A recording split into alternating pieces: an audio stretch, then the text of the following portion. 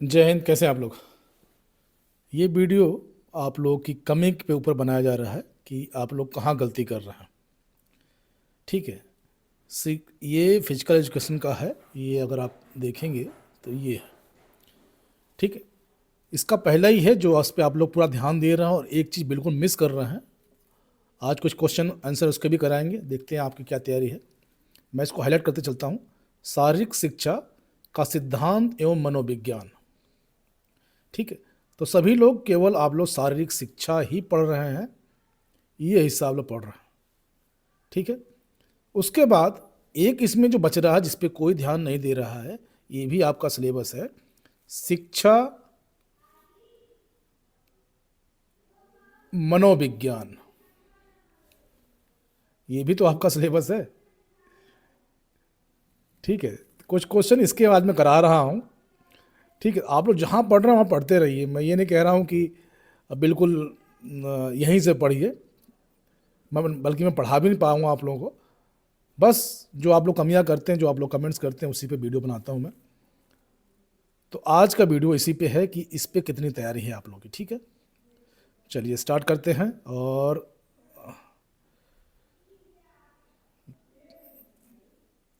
कितने हो गए हैं ये हटाते चलता हूं। ठीक है। चलिए ये है आपका पहला क्वेश्चन। ठीक है। प्रश्न एक है, शिक्षा को द्विध्रुवीय प्रक्रिया किसने कहा? जॉन डुई ने कहा, जॉन एडम्स ने कहा, बिने साइमन ने कहा, या विलियम स्टर्न ने कहा? तो जो इसका उत्तर होगा ये जॉन एडम्स ने कहा। ठीक है। इसके बहुत सारे क्वेश्चन हैं, लेकिन जो मुझे लगा कि ये इंपॉर्टेंट है मैं उसी को कवर कर रहा हूँ। उसके बाद क्वेश्चन नंबर 2 है, शिक्षा को त्रिध्रुवीय प्रक्रिया किसने कहा? जॉन पियाजे ने कहा, टर्मन ने कहा, जॉन डुई ने कहा, या विलियम स्टर्न ने कहा? तो इसका जो उत्तर होगा जॉन डुई ने कहा। ठीक है। आगे बढ़ते हैं। क्वेश्चन नंबर 3 है, मानसिक विकास के जनक किसे कहा जाता है?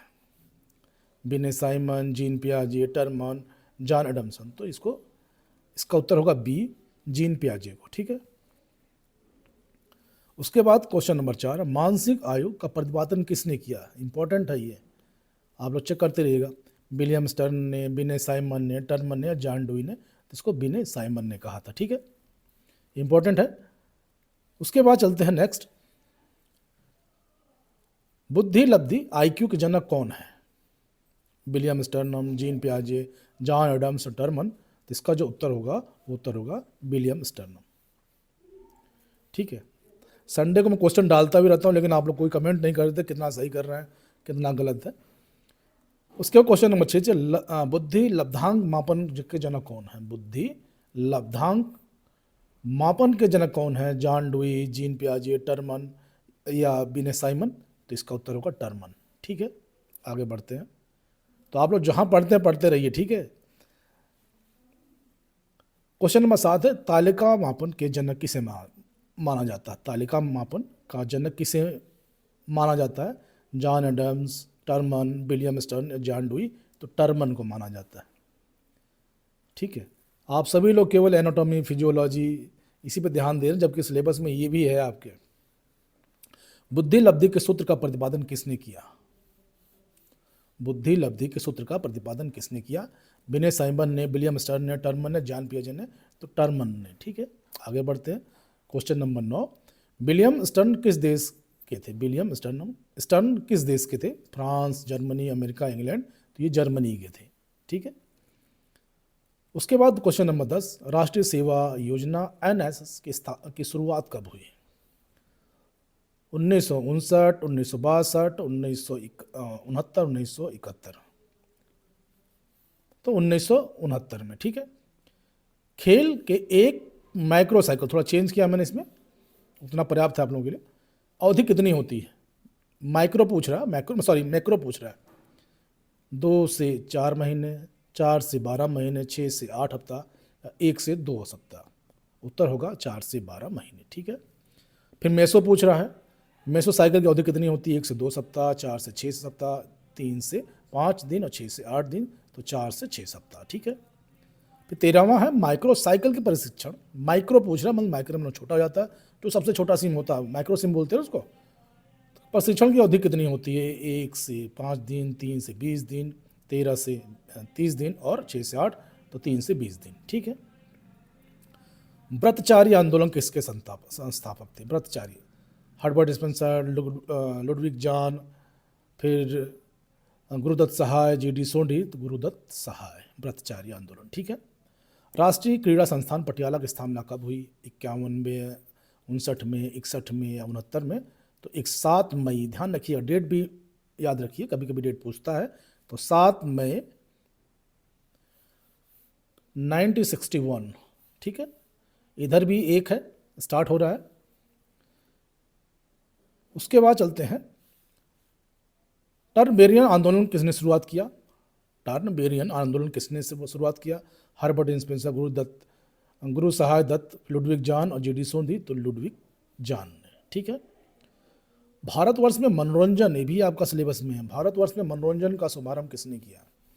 हर्बर्ट स्पेंसर, गुरु सहाय दत्त, लुडविग जॉन और जीडी सोंधी, तो जीडी सोंधी ने। ठीक है। 18वां, खेल के अतिरिक्त ऊर्जा सिद्धांत का प्रतिपादन किसने किया? खेल के अतिरिक्त ऊर्जा सिद्धांत का प्रतिपादन किसने किया? हर्बर्ट स्पेंसर, जॉन डुई, गुरु सहाय दत्त, लुडविग जॉन, तो हर्बर्ट स्पेंसर ने। ठीक है। 19वां क्वेश्चन है, मनोरंजन उपलब्ध कराने वाले अभिकरण कितने प्रकार के होते हैं? 2 प्रकार, 3 प्रकार, 4 प्रकार या 5 प्रकार? तो 4 प्रकार के। ठीक है। राष्ट्रीय क्रीड़ा संस्थान पटियाला किस वर्ष में है? राष्ट्रीय क्रीड़ा संस्थान पटियाला का संबंध किस वर्ष से है? क्वेश्चन थोड़ा सा घुमाया है, 60, 61, 69, 70, तो 61, उसमें डेट पूछा था। ठीक है। फिर उसके बाद मोटर फिटनेस का माप किससे संबंधित है? IOC, एफआर्ड, फीफा और NIS, तो एफआर्ड से। ठीक है। मॉर्गन और एंडरसन ने कौन सी संकल्पना विकसित की थी?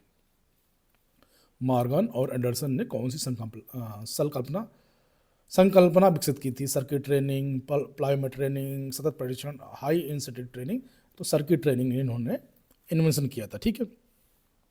सर्किट प्रशिक्षण कितने सख्त पावर वाले होते हैं, व्यायाम होते हैं, या स्टेशन जिसको बोलते हैं 3 से 5, 6 से 12, 10 से 15, 15 से 20।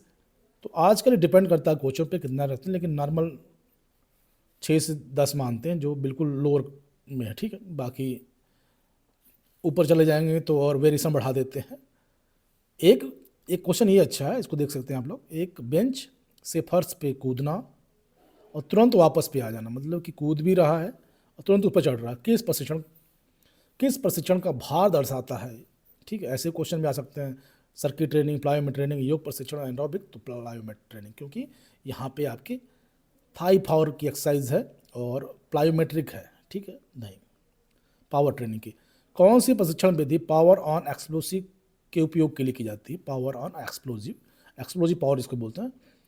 सतत प्रशिक्षण, प्लायोमेट्री ट्रेनिंग, अंतराल और भार प्रशिक्षण, तो पावर हमेशा प्लायोमेट्रिक से है। ठीक है। किस विधि में विस्फोटक शक्ति? सर्किट ट्रेनिंग, प्लायोमेट्रिक, सतत और हिल ट्रेनिंग, तो ये प्लायोमेट्रिक। 3 क्वेश्चन इसी से बन गए आपके। ठीक है।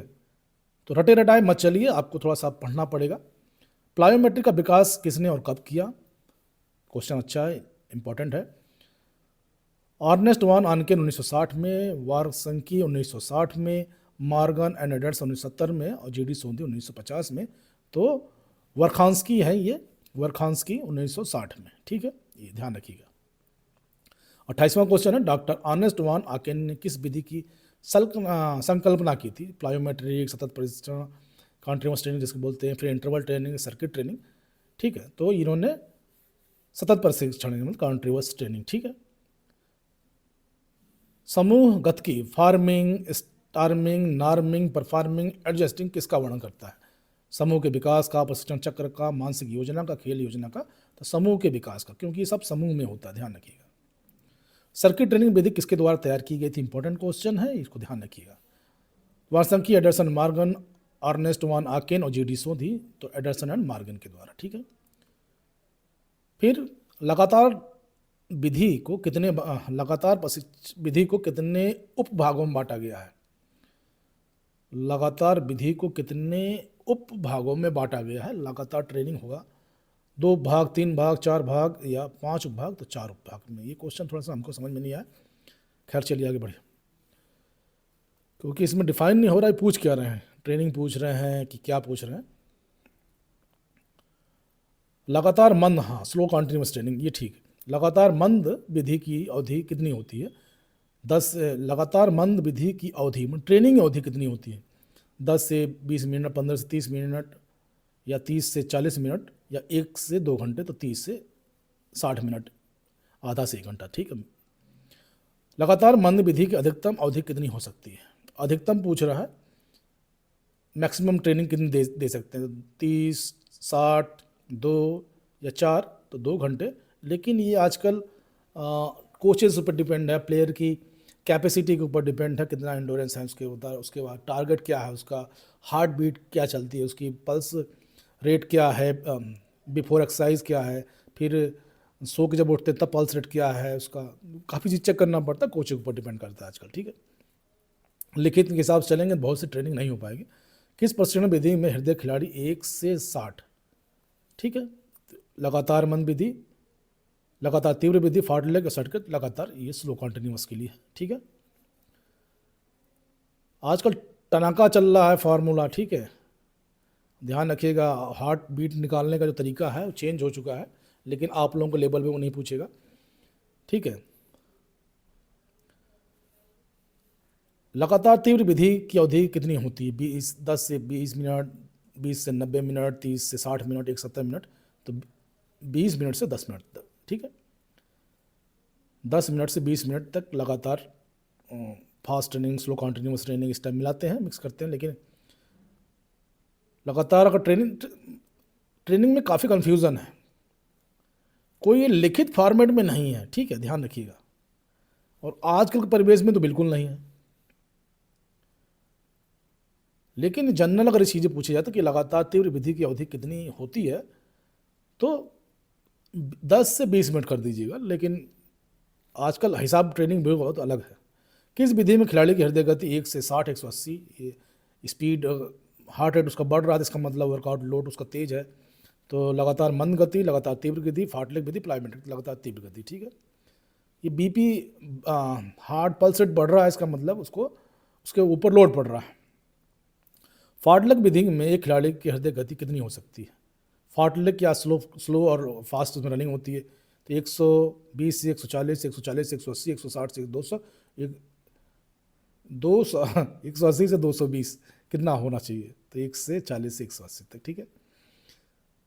मंद और तीव्र विधि की समय अवधि कितनी होती है? 10 से 30 मिनट, 15 से 1 घंटे, 20 मिनट से 2 घंटे, और 30 मिनट से आपके 3 घंटे, तो 15 से 1 घंटे तक, ठीक है। मंद और तीव्र विधि में खिलाड़ी को हृदय गति कितनी हो सकती है? मंद, स्लो, तीव्र, फास्ट गति, तीव्र विधि में खिलाड़ी की हृदय गति, हार्ट रेट, ठीक है, तो 140 से 80 ऊपर बताया था, वही है। लगातार तीव्र विधि मुख्य रूप से किस प्रकार खिलाड़ी के लिए उपयोगी है? लगातार स्पीड ट्रेनिंग मुख्य रूप से किस प्रकार खिलाड़ी के लिए उपयोगी होती है? धावक और तैराक, भारोत्तोलन खिलाड़ी नहीं, जिम्नास्टिक नहीं, क्रिकेट नहीं, ये पहला होगा, ठीक है, धारक। आगे बढ़ते हैं, प्रथम ओलंपिक का है, कुछ मैंने क्वेश्चंस लिए हैं वो देख लीजिए। प्रथम ओलंपिक का आयोजन कब हुआ?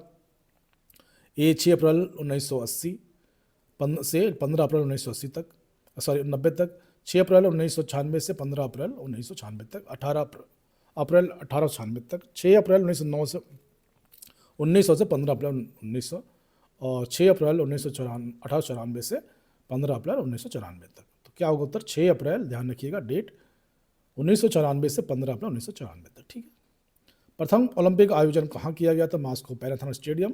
एथेंस ओलंपिया, तो पैनाथन स्टेडियम। प्रथम ओलंपिक में कुल कितने देशों ने भाग लिया? तो 14 देशों ने भाग लिया। प्रथम ओलंपिक खेलों में कुल कितनी संख्या थी? प्रथम ओलंपिक खेलों में कुल संख्या कितनी थी? 9 थी। प्रथम ओलंपिक में कुल कितने खिलाड़ियों ने भाग लिया? तो 241 ने। ग्रीस के लिए प्रथम पदक किसने जीता? तो सरप्राइज लुइस ने जीता। प्रथम ओलंपिक का उद्घाटन किसने किया? तो किंग जॉर्ज प्रथम ने किया, प्रथम ने किया। प्रथम ओलंपिक के कौन कौन से पदक दिए गए थे? तो गोल्ड और सिल्वर, ब्रॉन्ज नहीं दिया गया था, ध्यान रखिएगा। उसके बाद हॉकी का जन्मदाता कौन है? इंग्लैंड है। ठीक है, एक चीज़ और ध्यान रखिएगा, जिस खेल का जहाँ जो खेल इंग्लैंड में उत्पन्न हुआ या जन्मदाता है, उसकी जितनी भी मार्किंग होगी वो यार्ड में होगी, ध्यान रखिएगा, यार्ड में, ठीक, गज में होती है, ये चीज़ ध्यान रखिएगा अपना। उसके बाद भारत में पहली हॉकी प्रतियोगिता कौन सी थी? Beighton Cup. विश्व हॉकी संघ FIH की स्थापना कब हुई? 7 जनवरी 1924। विश्व हॉकी संघ FIH का मुख्यालय कहाँ है? लोसाने। भारतीय हॉकी संघ की स्थापना कब हुई? तो 1925 में। भारतीय हॉकी संघ के प्रत्यक्ष कर्नल बुश टर्नवाल, ये याद रखिएगा, ठीक है। पुरुष हॉकी को ओलंपिक में पहली बार कब शामिल किया? 1908 में। महिला हॉकी को ओलंपिक में पहली बार कब शामिल किया? 1980 में। पुरुष हॉकी को एशियाई खेल में कब शामिल किया? 1958 में। महिला हॉकी को एशियाई कप में शामिल किया? 1982 न्यू दिल्ली में। प्रथम पुरुष विश्व कप हॉकी प्रतियोगिता कब आयोजित की गई थी? तो बार्सिलोना में 1971 में। ठीक है, प्रथम विश्व कप पूछ रहा। प्रथम महिला विश्व कप हॉकी प्रतियोगिता कब आयोजित की गई थी? 1974 मैंड्यू में। ठीक है, याद रखिएगा। हॉकी खेल के मैदान की लंबाई कितनी होती है? 91-40 मीटर है। हॉकी खेल के मैदान की चौड़ाई 55 मीटर। यार्ड में भी याद रखिएगा। हॉकी खेल की लंबाई कितने गज में है? तो 100 गज। हॉकी खेल में चौड़ाई कितने गज में है? तो 60 गज। हॉकी खेल में कुल कितने खिलाड़ी होते हैं? 16 + 2 18। ये पुराना है, लेकिन अभी भी आप 16 पे जाइएगा, ठीक है। हॉकी खेल में खिलाड़ी कितने मैदान पे होते हैं? 11, सही है। विश्व हॉकी संघ के प्रथम अध्यक्ष कौन थे? पॉल लियांसी, ठीक है। हॉकी के नियम किसने बनाए? तो इंग्लिश हॉकी एसोसिएशन ने, इम्पोर्टेंट है, याद रखिएगा। आगा खां कब किससे संबंधित है? तो हॉकी से। संतोष ट्रॉफी किससे है खेल संबंधित? तो फुटबॉल से। रणजी किससे ट्रॉफी? क्रिकेट से। और वरना बेलेक कप किससे संबंधित? तो टेबल टेनिस से। नारंग कप किससे खेल संबंधित? तो बैडमिंटन से। फुटबॉल कप किससे संबंधित है? फेडरेशन कप किससे संबंधित है? बास्केटबॉल से। होल्डर ट्रॉफी खेल किससे संबंधित? तो ब्रिज से। ब्रिज खेल कौन सा होता है? ध्यान रखिएगा, ताश को बोलते हैं, ताश के पत्ते को। राइडर कप किससे खेल संबंधित? तो गोल्फ से। और क्लासिक कप किससे संबंधित है? पोलो से। तो ये कुछ क्वेश्चन थे। उम्मीद करो वीडियो अच्छा लगा होगा। वीडियो अच्छा लगेगा तो लाइक कर लीजिएगा, चैनल को सब्सक्राइब कर लीजिएगा। आप जहाँ पढ़ते हैं वहाँ पढ़ते रहिएगा, लेकिन ये क्वेश्चंस भी आपको एडिशनल तौर पे देखने पड़ेंगे, ठीक है, क्योंकि ये भी आपके सिलेबस में है। तो इसके साथ ही जय हिंद, जय भारत, खुश रहिए, स्वस्थ रहिए, मस्त रहिए और अपनी तैयारी करते रहिए। थैंक